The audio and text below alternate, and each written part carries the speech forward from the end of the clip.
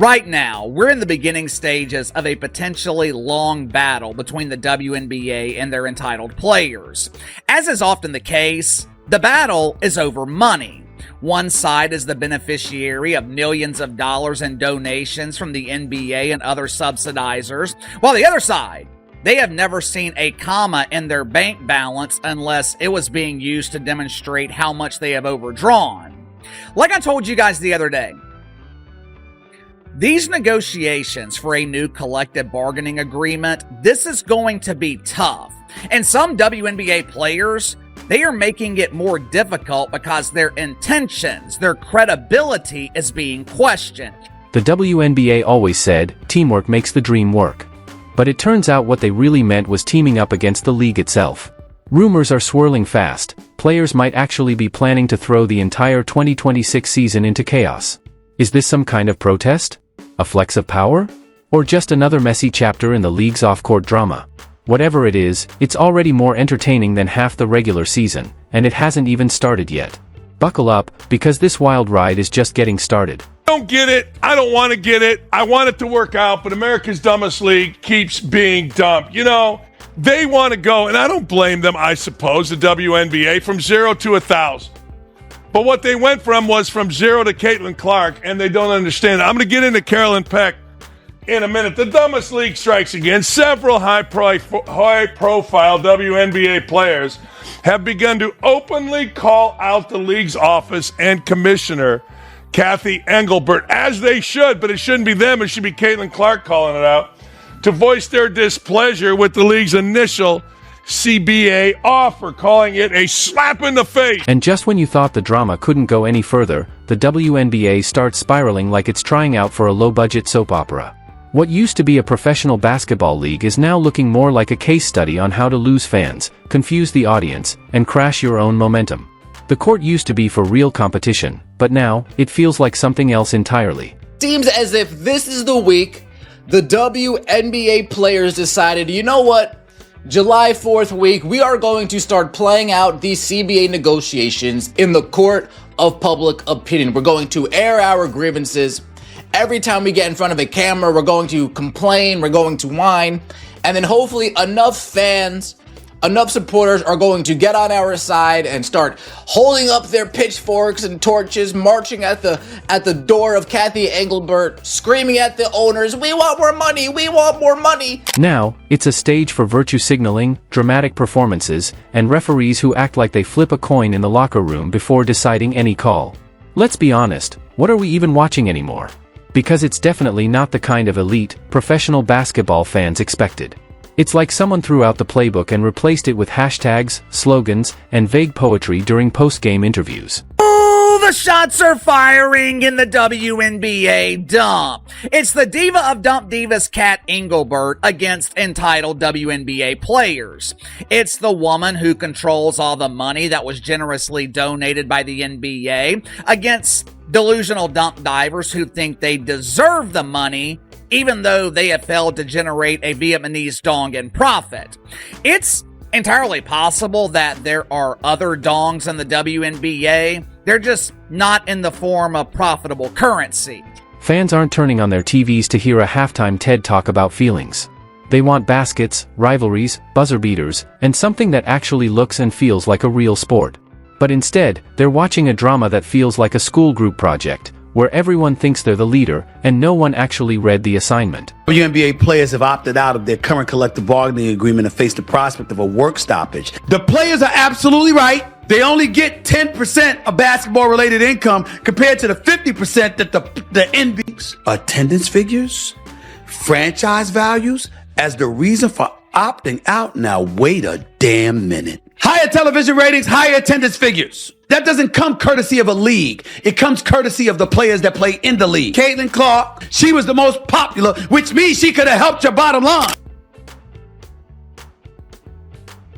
And let's be real about the refs. They're supposed to be neutral and fair, but some of them are out there blowing whistles like they've got an invisible jersey on underneath their stripes. Blink the wrong way?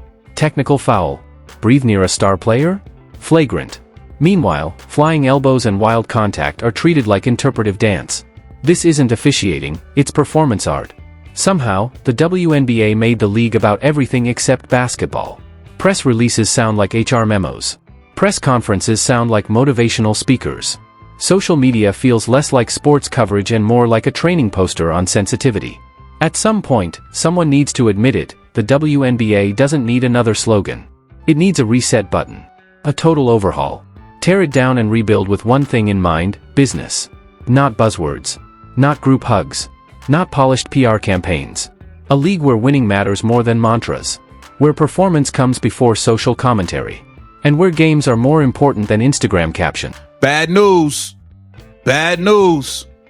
Brianna Stewart basically confirms they're not getting anything they want in the CBA. The CBA offer is a joke, a slap in the face, a spit in the face, and the players will go on strike. They're going to go on strike, y'all. This is happening. I think this is going to come to a crashing head here. Even loyal fans are throwing their hands in the air and walking away. They want the league to act like it wants to grow, not earn praise from Twitter. People are investing their time, money, and attention. They want real entertainment, not life lessons. They want intense matchups, not solidarity parades. They want games decided by skills, not refs who act like they got their training from a reality TV show. Imagine a WNBA where the best players are celebrated because of how they dominate on the court, not because they gave a safe opinion in an interview. Imagine a league where refs are held accountable. Where coaches don't have to walk on eggshells. Where players can talk trash and compete without delivering a corporate-sponsored speech after every rebound. Where analysts can be honest, and fans aren't treated like they're on trial for enjoying the sport the wrong way. Oh, yeah, sure. Here. You want my watch too? Here's my necklace. You want my private jet? Yeah, take my private jet. You could go to Costa Rica. You could go to Turks and Caicos. I'm not sure what the players are expecting. I just hope that they understand that they're at a negotiation table across from sharks. Not minnows, not guppies, not goldfish you flush down the toilet when you forget to feed them for a few days. They're across from sharks. They swim in the waters and they smell blood when it comes to the WNBA Players Association, and they smell blood especially when they see how they've been treating the only player in the league that draws some moolah. They're like, oh no. Let's be honest, fans support teams because they give it their all, not because of some catchy slogan. But the WNBA feels like it was designed in a university lounge instead of a locker room. It's the only place where a player can drop 30 points and still get overshadowed by someone's podcast rant about parking lot fairness. Social issues are important, sure. But when the cause becomes bigger than the competition, the sport suffers. Fans didn't buy a ticket to a think piece. They came for a game. Other leagues don't drown in ideological messaging, and for good reason. It doesn't bring in more fans. It turns people away. And for a league that desperately needs more attention, that's not just a bad move, it's a fatal one. You can't grow a fan base by turning your sport into an exclusive club. Someone at the top needs to say what everyone's thinking: the current plan isn't working. The audience isn't shrinking because the world's unfair. It's shrinking because the product just isn't good enough. People want quality basketball, fair calls, heated rivalries, and real entertainment. Has been telling you for a while that they're big and they're good and they're strong and they're worth money. And I've been telling you for a while that looking at their TV rights and using that as the sole example of the health of the WNBA is completely wrong to do. That was a pegged number from the full NBA deal. There's one group of people in the WNBA who don't yet quite realize that the owners of the WNBA in no way feel rich or lucky at the moment. They feel like they've got some momentum. So here's the truth: if the WNBA wants to survive, ditch the slogans. Stop the panels and feel-good mission statements in Comic Sans. Treat the sport like it matters on its own. Bring in referees who actually know what a foul is. Promote rivalries that make people care. Put the spotlight on players who are dangerous on the court, not just safe in interviews. Or, if all that's too much to ask, scrap the league and start over with people who aren't afraid of success. People who understand that sports are a business, not a student council in sneakers. A business should be selling basketball, not buzzwords. Until that happens, fans will keep leaving, ratings will keep falling, and everyone will act surprised as the WNBA becomes less relevant by the day. And honestly, it already is. The WNBA is becoming a meme, and not the kind that moves merchandise, the kind that gets silence from the stands. They haven't made $1 with y'all, and y'all keep asking for more and more and more. Let's see what Breanna Stewart had to say about the CBA negotiation. She said, "I'm absolutely frustrated. Anytime you go back and forth, you're not expecting to hear that yes on the first proposal, but you're expecting to have a conversation. They just kind of ignored everything we say." My bad. I'm not supposed to. My bad. Hey, these owners getting disrespectful out here. They get disrespectful. They just ignoring y'all. Oh, man. Y'all thought Caitlyn Clark was going to save this shit. Oh, my God. Now let's talk about Caitlyn Clark. Take her out of the league, and what's left? A league begging for attention. Look at the numbers. When she plays, arenas are packed. When she doesn't, the seats are empty. TV ratings shoot up like caffeine spikes when she's on the court. When she's not, it's crickets. This isn't just a minor difference, it's massive. Without her, the WNBA isn't just struggling, it's vanishing. And everyone knows it. That's why they're clinging to her like a lifeboat. But here's the messed up part, they want to use her without actually protecting her. You'd think someone bringing in all the ratings, buzz, merch sales, and ticket revenue would be treated like a queen. Instead, she's treated like an outsider.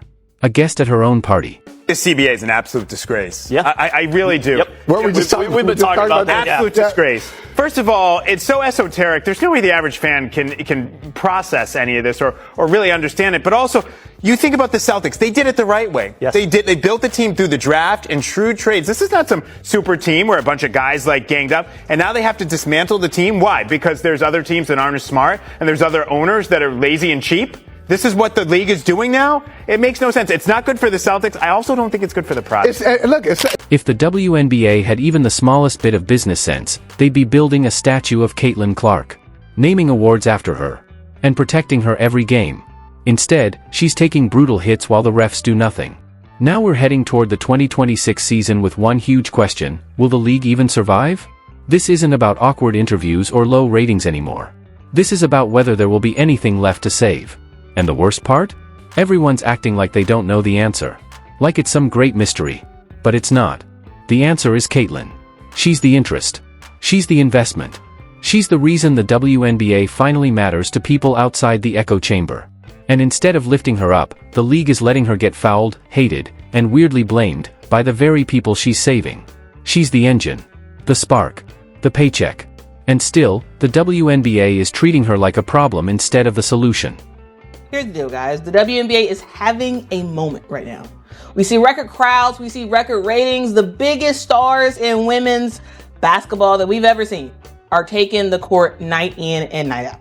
But here's the thing. While the game is thriving on the court, well, off the court, there is a battle that really could change everything.